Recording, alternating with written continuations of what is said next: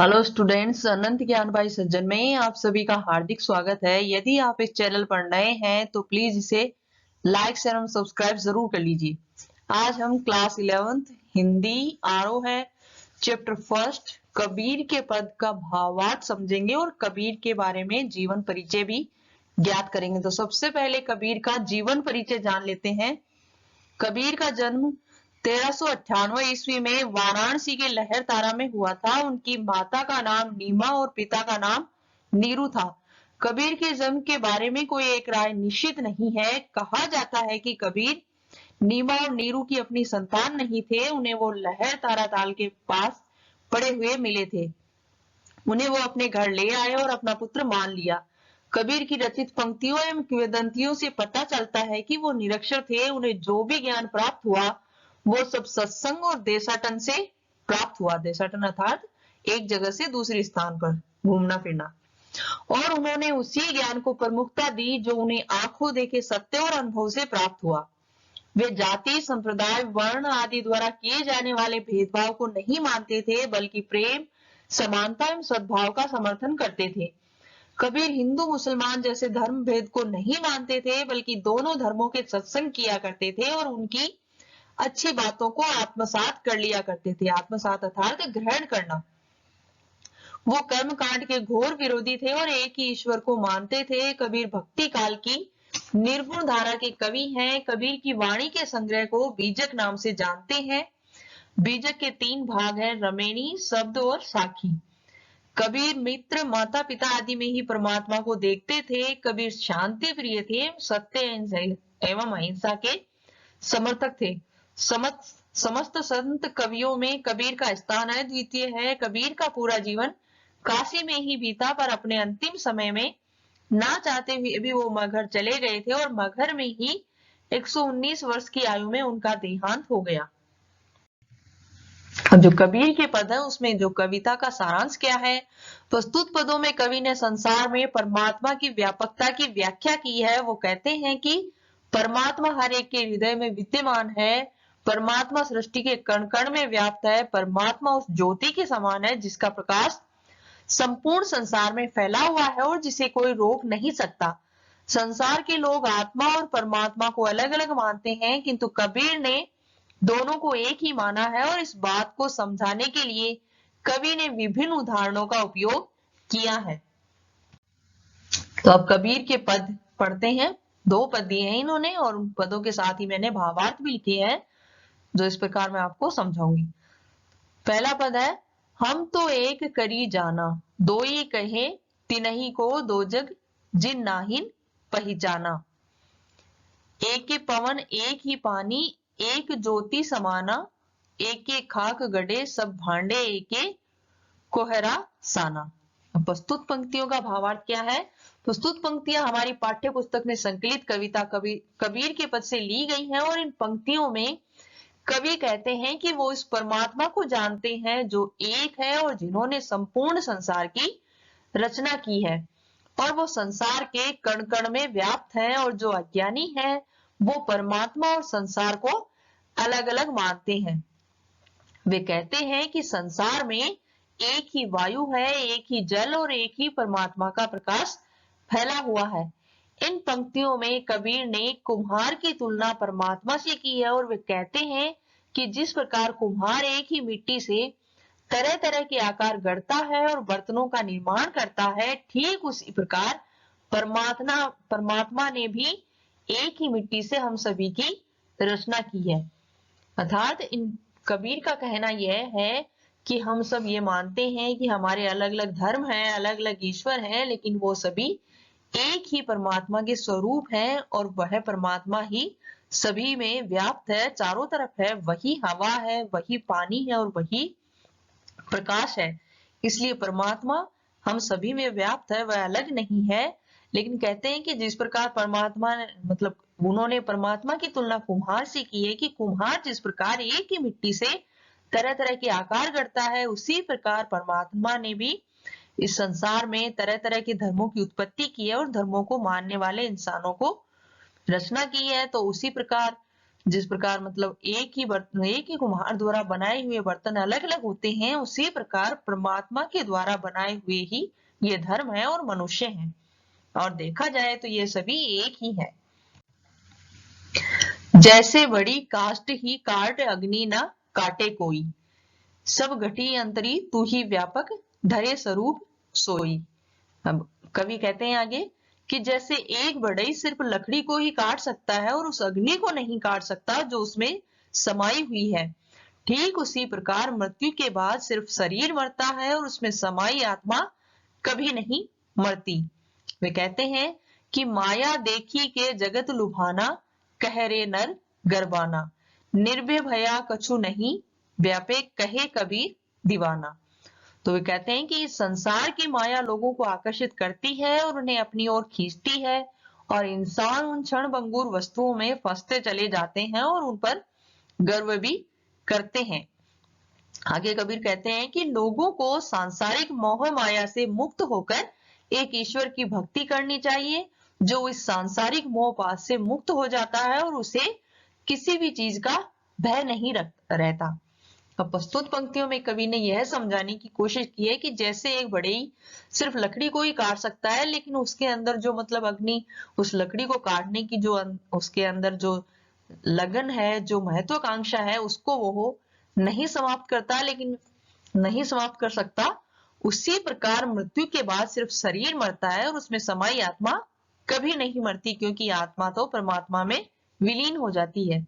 वे कहते हैं कि इस संसार की जो माया है, जो मतलब हमारा आकर्षण है लोगों के प्रति, जो रिश्तों में है, भावनाओं में है, और इस माया के जो प्रपंच है उनमें जो हमारी जो आत्मा फंसी हुई है वह उनको खींचती है, और इस प्रकार हम इन वस्तुओं में और इन मतलब जो भावनाएं हैं उनमें खींचे चले जाते हैं और उन पर गर्व भी करते हैं, लेकिन यह समझ नहीं पाते कि यह सब तो क्षण भंगुर अर्थात समाप्त होने वाला है। और आगे कबीर कहते हैं कि लोगों को सांसारिक मोह माया से मुक्त होकर एक ईश्वर की भक्ति करनी चाहिए जो निर्गुण है, निराकार है, और उसी की भक्ति करने से ही हम इन सांसारिक मोहपाश से मुक्त हो सकते हैं, अर्थात हमें मोक्ष की प्राप्ति हो सकती है।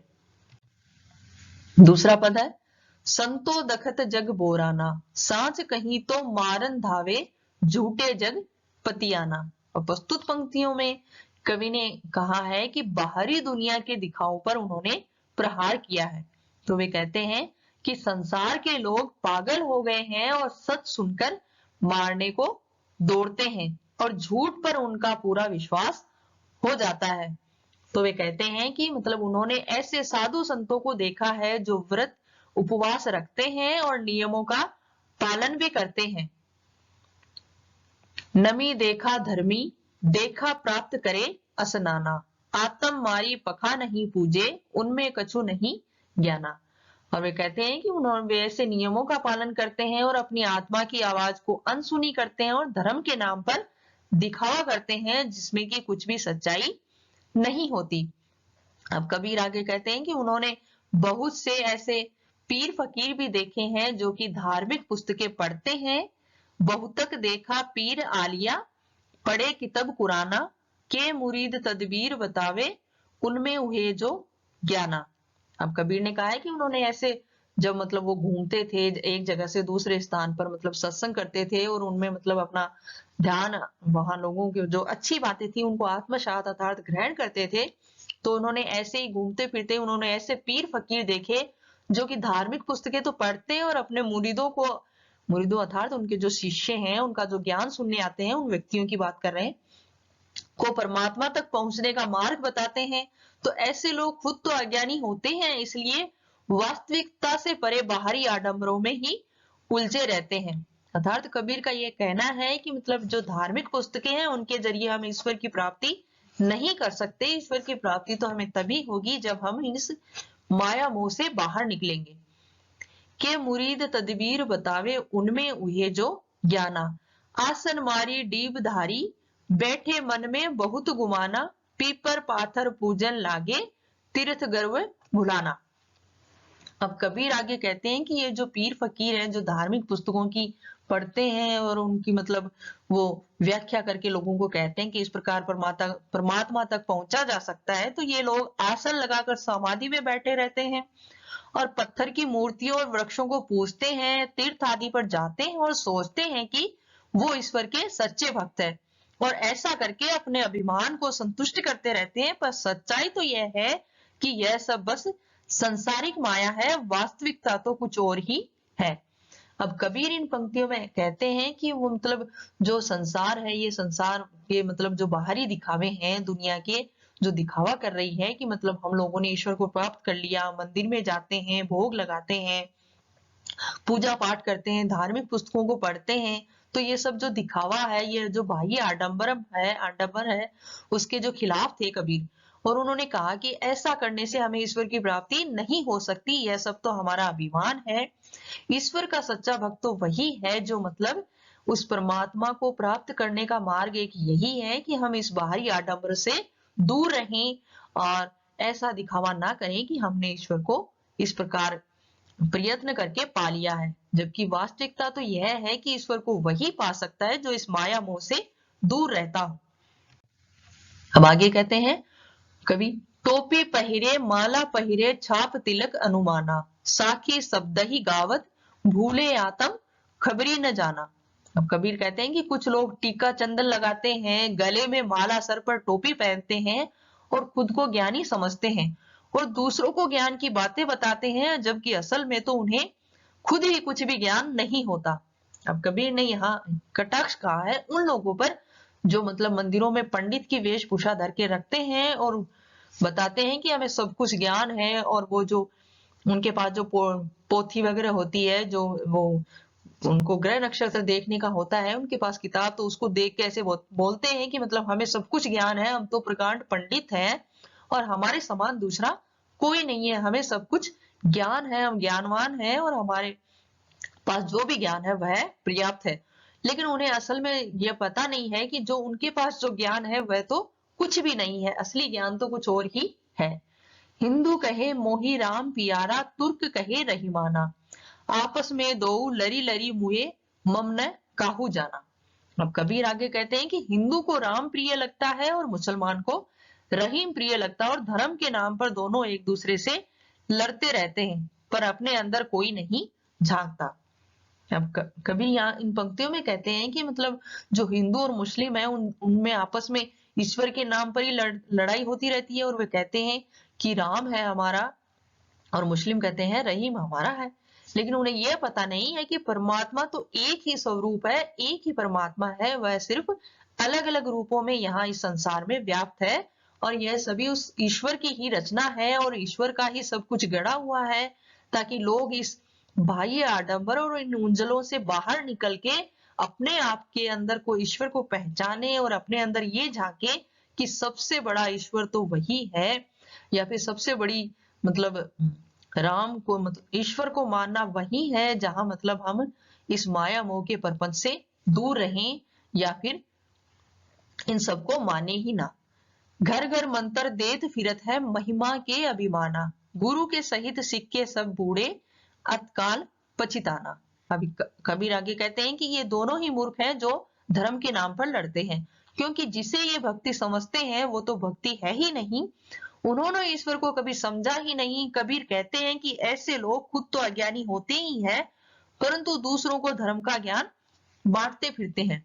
अब कबीर ये कहते हैं कि जो इस प्रकार अपने धर्म के नाम पर लड़ते रहते हैं, वे दूसरों को क्या धर्म की शिक्षा देंगे, लेकिन वे खुद कभी समझ ही नहीं पाते और ये सोचते हैं कि हमारी भक्ति ही सर्वश्रेष्ठ भक्ति है, और ऐसे इसी प्रकार वे दूसरों को इसी प्रकार का ज्ञान देते रहते हैं कि इस प्रकार करने से हमारे इस धर्म की भक्ति, हमारी भक्ति स्पष्ट होगी।